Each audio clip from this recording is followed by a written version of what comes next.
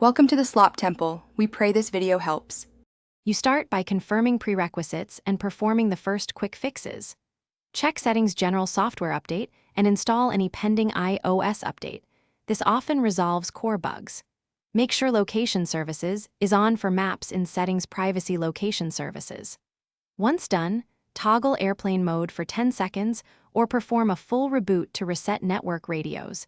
This clears transient GPS and cell conflicts. These steps address the most common failures before deeper troubleshooting. Now focus on network and app-level solutions that fix routing and data issues. Verify Wi-Fi and cellular connections.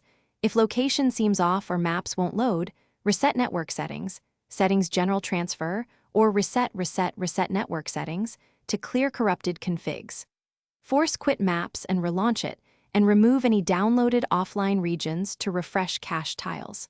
Also confirm date and time are set automatically, because incorrect time can prevent secure map server connections, and finish with deep fixes that address entitlement or system corruption problems.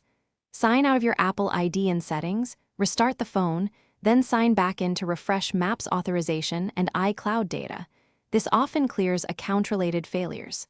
If Maps still fails, back up and perform a factory restore or DFU restore to remove hidden OS corruption.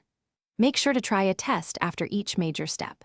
If none of this works, contact Apple support or visit an Apple store for diagnostics. Thanks for watching. Consider subscribing if we helped you.